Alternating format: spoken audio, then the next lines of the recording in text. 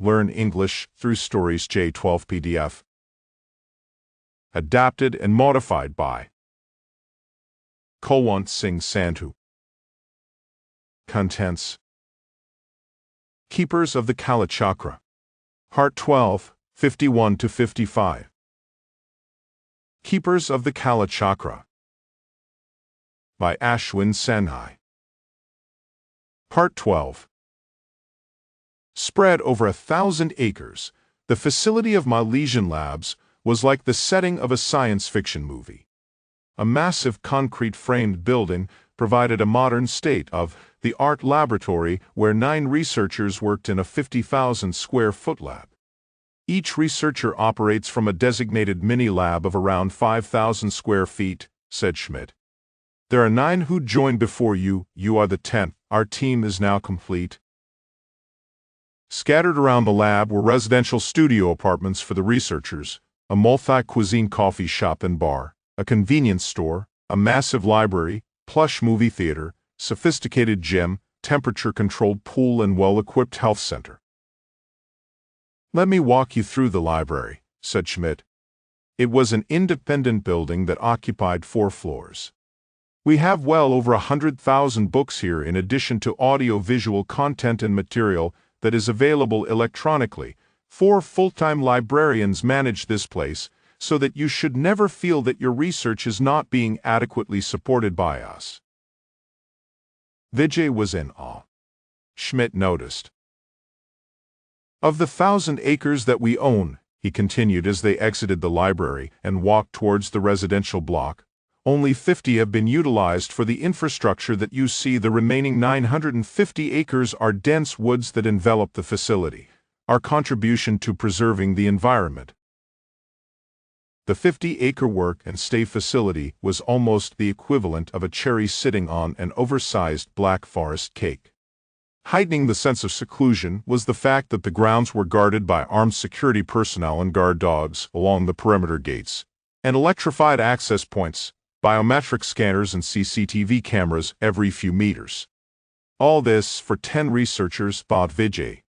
Am I an employee or a prisoner? A bird in a golden cage? I loved that Nataraja statue outside the main gate, said Vijay to Schmidt. Glad you liked it, replied Schmidt.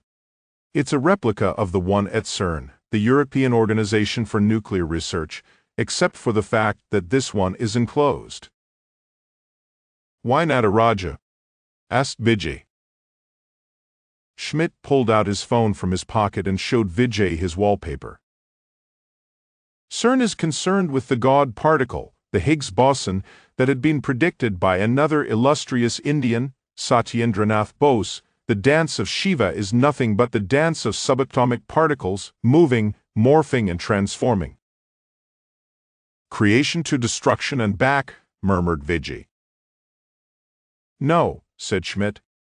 There is neither creation nor destruction, only appearance and disappearance.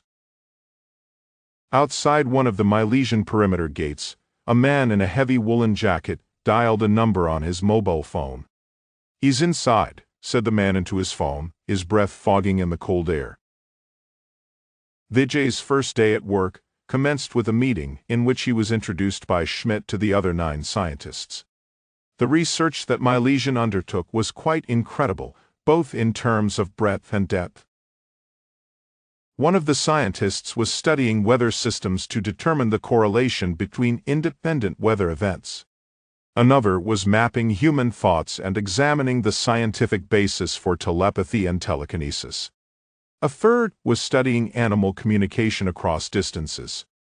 Yet another was involved in studying space-time warping, wormholes and black holes. Malaysian researchers were drawn from across the world, from India, China, England, America, Russia, Singapore, Japan, Germany and France. Each of them operated independently, with no collaboration between any of them. There were only 2 women among them. Their ages ranged from 28, with Vijay being the youngest, and upwards to 60 with the Russian Mikhailov topping the age chart. They were not permitted to share findings with one another. Everything was funneled through to Schmidt, But the exciting bit about working at Milesian was that the company did not specify a research agenda.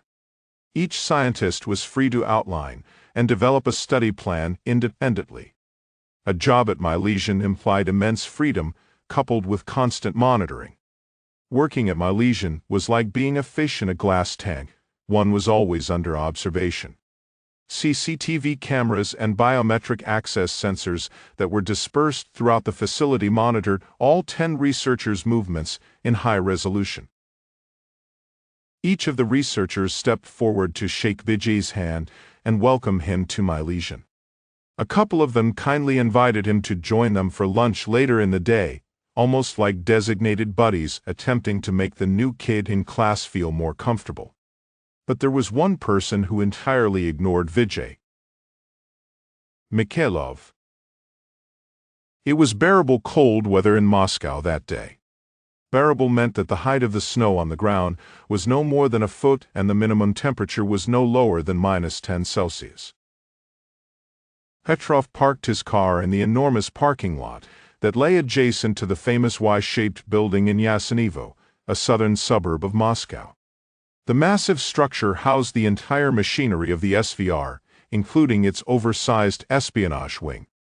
The complex was simply referred to as Kontora, or the office.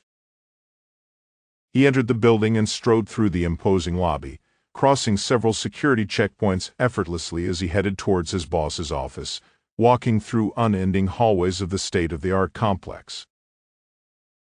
During the Soviet era, the SVR used to be known as the First Chief Directorate of the KGB. The change in name was, however, irrelevant. The primary task of the SVR continued to remain that of collecting secrets from targets outside the Russian Federation.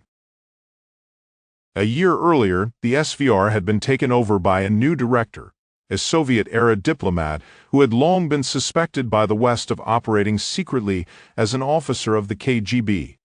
His friendship with the president of the Russian Federation was legendary, and whispers in the corridors of power indicated that the director could even be the president's chosen successor one day. Petrov reported to him alone. What was not lost on most insiders was the fact that Petrov's closeness to the director by default also gave him indirect access to the president. Petrov walked through the secretary's office and gently knocked on the massive door. "Voidite," came the voice from within. Petrov opened the door and entered. "How is your gang of four these days?" asked the director, smiling as Petrov walked in. He waved his hand towards a chair. "Hopefully we'll extract more out of it than we put into it," replied Petrov, sitting down on one of the visitors' chairs opposite the director. "I much prefer the idea of shooting terrorists rather than this cloak-and-dagger stuff to prevent a supposed world conflict." "Remember one thing, Petrov," said the director. "If you have a computer network that is infected with a virus, shutting down a few machines will not help. You can kill terrorists, but not their ideology. The Americans killed Osama bin Laden. Did Al-Qaeda's ideology die? They killed Abu Musab al-Zarqawi. Did the ideology of an Islamic caliphate die? The real challenge lies in snuffing out the ideology." Petrov nodded. "I do hope you remember the commitment that we made to the president when this group was being created," asked the director. "The specific reason for us getting involved." "Absolutely," said Petrov. "But first I need your help." "How?" asked the director. "Mikhailov," replied Petrov. The director made a note on the pad in front of him. "I'll get someone on it," he said. "Now, there is something else that I need to discuss with you." The director handed a dossier to Petrov. It was marked Soversheno Sekretno, top secret. Petrov opened the folder and quickly glanced at the single page within. The first paragraph caught his attention. A massive sinkhole materialized near the mining town of Solikamsk in the Perm region of Russia. It has since tripled in diameter over the past 10 months. The enormous hole is now 400 feet across and around 250 feet deep. "Why are you asking me to read this?" asked Petrov. Maybe the Earth's crust has become unstable. Maybe it's to do with the water table. Maybe it's drilling-induced, possibly even something simple like excessive human activity. Why should this warrant SVR's attention? Why are such incidents happening so frequently these days? Asked the director. Some of these sinkholes have appeared in isolated areas with virtually no human activity. Some of them are in areas where there is no drilling. Is there an agency that maintains data on these sinkholes? Asked Petrov. Like the ones that monitor hurricanes or earthquakes? No, said the director. But across the world, insurance companies have reported a doubling of claims associated with sinkholes. Something very peculiar is happening. We need to know if someone is causing them. Someone? Asked Petrov. Surely you mean something? I said it correctly the first time, said the director. I will help you with Mikhailov, but I need your help with these fucking holes. Fucking holes, thought Petrov to himself. He thought of the platinum blonde who had shared his bed the previous night. 30 minutes later, Petrov walked out, dossier in hand. He was shaking his head. What am I? A frigging seismologist?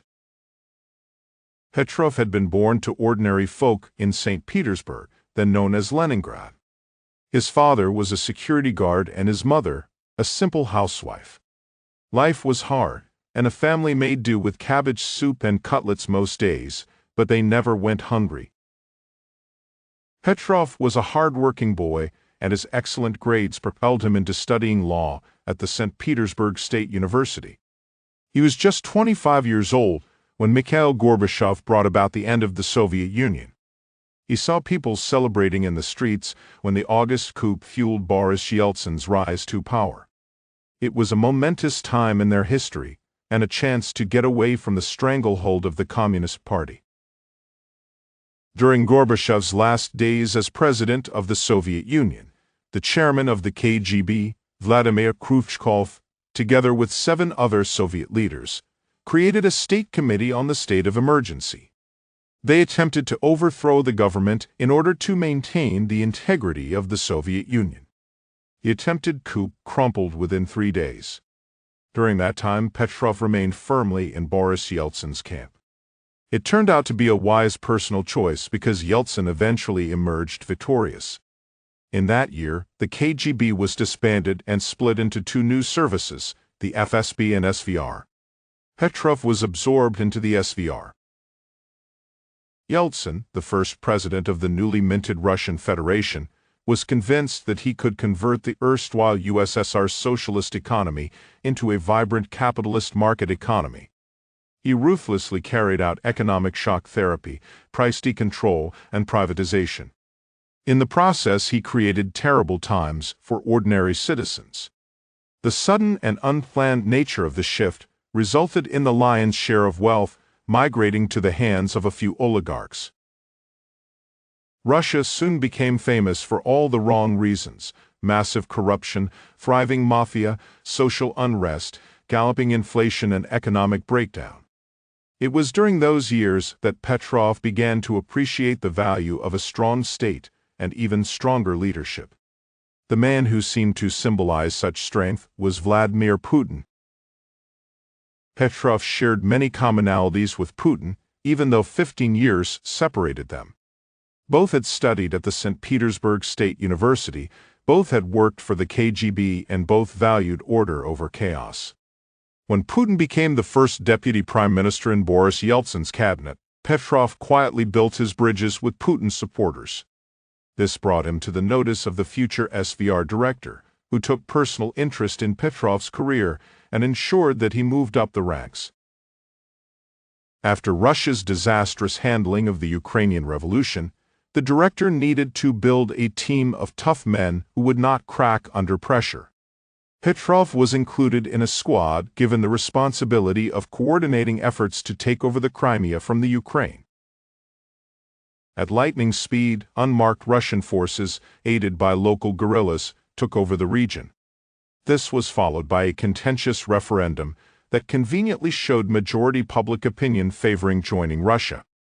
Russian President Vladimir Putin immediately signed a treaty of accession with the self-styled Republic of Crimea, incorporating it into the Russian Federation.